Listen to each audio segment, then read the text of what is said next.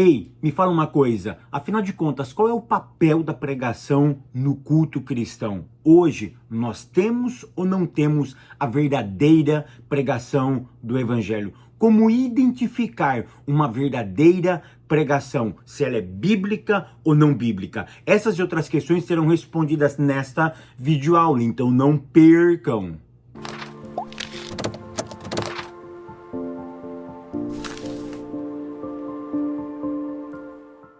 A paz, queridos, que bom estarmos aqui novamente no nosso programa semanal da Escola Bíblica Dominical para darmos sequência à nossa série de estudos bíblicos baseado no tema A Igreja. Para quem não me conhece, eu sou o pastor Fábio Segantin. Se você é novo aqui no nosso canal, não perca essa oportunidade, porque aqui do lado do teu botãozinho vermelho, clica nele e se inscreva, porque toda semana tem vídeo novo no nosso canal. E se você for um inscrito, o YouTube vai lhe avisar quando eu postar algo novo no nosso canal. E não esqueça também de curtir esse vídeo, de deixar o seu comentário e de compartilhar, porque isso é muito importante para nós. Vamos lá, lição de número 12, que tem como título o papel da pregação no culto. Qual a importância da pregação? Será que a pregação concorre com outros momentos na hora do culto? Por exemplo, dízimos, ofertas, louvores, testemunho? Como identificar uma verdadeira pregação? E será que hoje nós temos realmente pregado e ouvido o verdadeiro Evangelho? Tópico primeiro, que tem como título Ministério da Palavra e o seu propósito. Qual é o propósito de nós pregarmos a palavra na hora do culto? Um dos primeiros propósitos é a proclamação. Proclamação do quê, Fábio? O que é proclamação? Proclamação é gritar, é colocar em evidência alguma coisa, é expor, é chamar atenção para aquilo que você propôs. E isso é o ato de proclamação. É gritar, é colocar em evidência, é pegar algo e mostrar para todo mundo e dizer: olha isso. Quando eu estou indicando todas as coisas para a mesma coisa, isso é uma proclamação. É isso que a pregação deveria ter. Proclamar quem? O Cristo. Proclamar quem? O reino. Proclamar quem? A obra redentora de Cristo. Ou seja, a proclamação tem o objetivo de revelar Deus e apresentar o divino.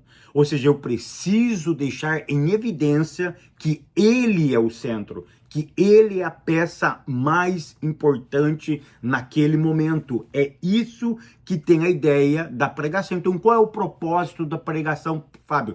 Proclamar. O que é proclamar? Revelar Deus, apresentar o divino. A quem? A todas as pessoas. Qual é a outra ideia que nós temos de proclamação? Então, se eu entendo que proclamação é revelar o divino, é chamar a atenção de todos para uma única pessoa, para um único momento, para uma única coisa, então eu consigo ter a ideia de proclamação. Essa que é a ideia da pregação. Por isso que pregação não é chamar a ideia para si, não é gritar sobre si, não é apresentar a si, é apresentar o outro. É colocar o outro em evidência. E quem é esse outro? É o Cristo. Não é qualquer Cristo. É o Cristo crucificado. É o Cristo que foi morto na cruz do Calvário. Essa que é a ideia. Qual é o segundo propósito, Fábio, do Ministério da Palavra? Aqui tem um caso muito interessante, que é o caso emblemático de Lídia. Lídia era uma menina perturbada, era uma menina que não tinha um conhecimento de Deus, e por ouvir o Evangelho, ela foi literalmente liberta. Olha o que diz Atos capítulo 16, verso 14. Nesse texto de Atos fica muito claro que Lídia, ao ouvir a palavra, ela foi liberta. Aí eu aprendo aquilo que está escrito lá em Romanos capítulo 10, verso 17, que a fé vem pelo ouvir, o ouvir pela palavra. A palavra é o único veículo que nos traz fé. Então, qual é o propósito da pregação, Fábio? Trazer fé aos nossos corações, porque nós só seremos libertos, só seremos transformados ao ouvir a palavra de Deus. Você precisa prestar muita atenção, porque o que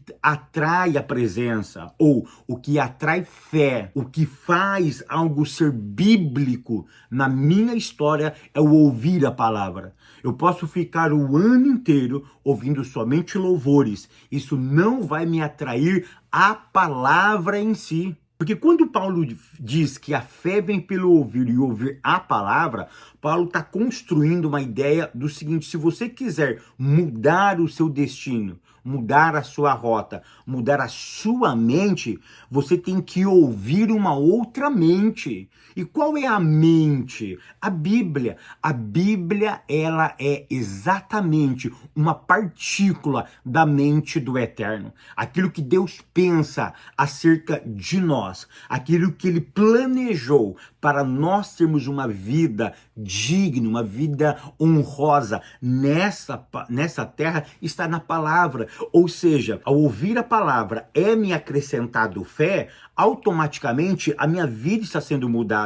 Se a minha vida está sendo mudada, é porque uma outra mente está influenciando a minha mente. E qual é essa mente? A mente da palavra. Foi isso que aconteceu com Lídia. É isso que vocês têm que entender. Música atrai a presença. O que muda caráter, o que muda mentalidade, o que muda destino, não são músicas. É o ouvir a palavra. Porque quando eu ouço a palavra, se eu entendo que palavra é uma pessoa, olha o que João diz: santifica-os na verdade.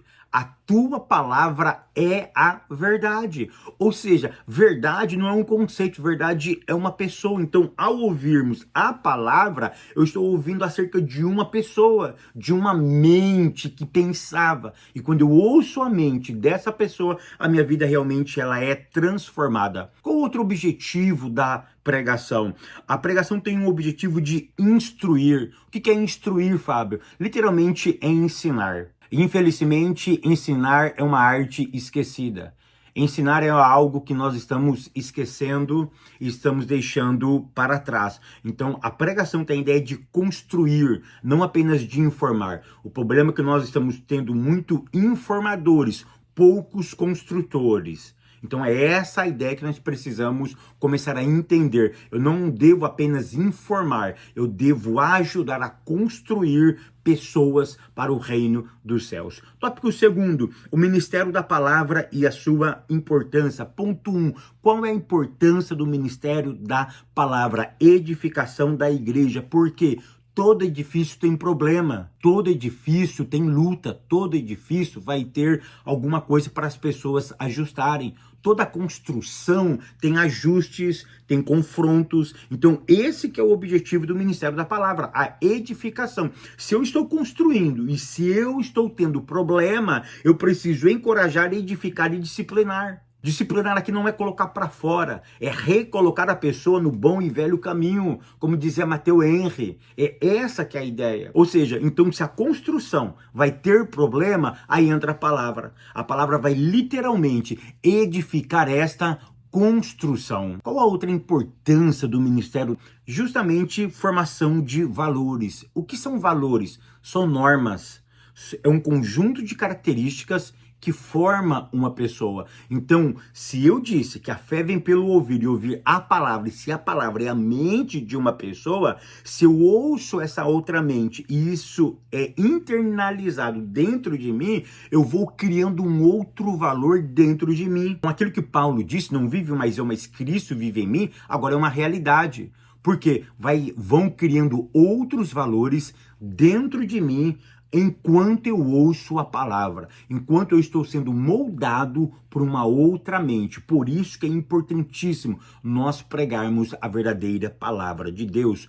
Qual a outra importância do ministério da palavra? Resistindo diante de uma cultura sem Deus. Esse é o maior desafio. Um dos nossos maiores desafios é pegar a mente do Eterno, que está na palavra, e colocar lado a lado com a mentalidade desse século. É por isso que Paulo disse lá em Romanos Romanos capítulo 12, não vos conformeis com esse mundo. Ou seja, não vos conformeis, não se amolda. Não pega a mentalidade do mundo para vocês, mas vocês devem ter a mente de Cristo. Vocês têm que se amoldar nos moldes de Cristo. E como que eu faço isso? Ouvindo apenas música? Não, sendo instruído pela palavra de Deus. É isso que está dizendo aqui. Se eu quero construir uma sociedade, pessoas para o reino de Deus, para viver realmente o reino de Deus, eu preciso automaticamente levar essas pessoas a ouvirem, a aprenderem a santa e bendita palavra de Deus, porque eu não vou resistir uma outra cultura se eu não tiver uma cultura formada dentro de mim.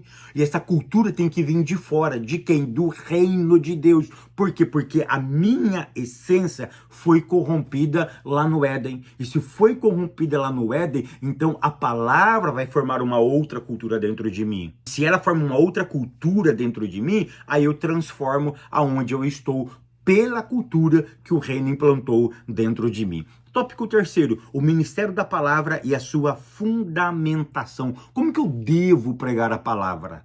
Primeiro, característica, ela tem que ser cristocêntrica. Cristo é o centro. Lembra? A proclamação é pegar alguma coisa e gritar sobre essa pessoa, indicar sobre isso, ou seja, é cristocêntrica. Todas as pregações deveria ser cristocêntrica. Mas hoje, infelizmente, não temos mais essas mensagens cristocêntricas. Hoje, na verdade, o que dá ibope é falar mal do outro. O que dá ibope é acusar o outro.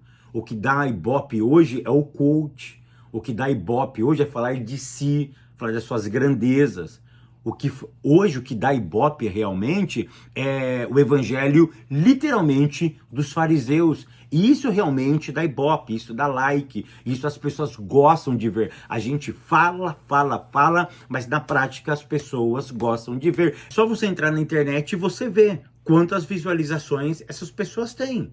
Quantos likes essas pessoas têm, quantos seguidores elas têm. Então, hoje, o Cristo está sendo destituído. Hoje nós gostamos de revelação, de profecia, nós gostamos de várias coisas, de fofoca gospel, nós gostamos de várias coisas, menos do evangelho verdadeiro. Então, o evangelho deveria ser cristocêntrico, mas, lamentavelmente, hoje, o evangelho é tudo menos cristocêntrico. Ele é antropocêntrico, egocêntrico, idolatrocêntrico, ele é humanista, ele é qualquer outra coisa, qualquer nome que você queira dar, menos cristocêntrico. E outra coisa, o evangelho, a pregação deveria ser bíblica. O problema é que hoje não é mais bíblico. O problema hoje é que a Bíblia, na verdade, ela é uma serva, por exemplo, da psicologia, ela é serva do coach, ela é serva da PNL, ela é serva da filosofia, ela é serva da terapia, ela é serva de todas as outras ciências.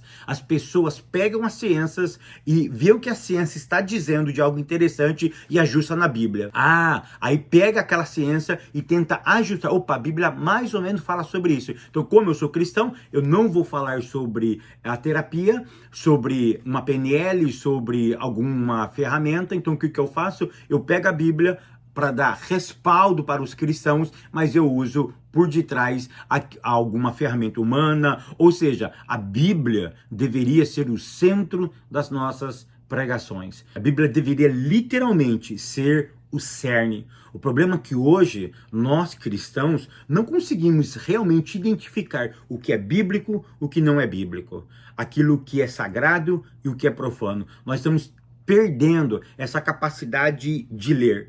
As coisas estão sendo tão misturadas com outras filosofias que parecem ser bíblicas, que parecem ser cristãs, que nós estamos realmente perdendo. Nós estamos perdendo o senso da seletividade doutrinária e bíblica. Eterno, continue te abençoando, te prosperando, te espero no próximo vídeo, querendo Deus.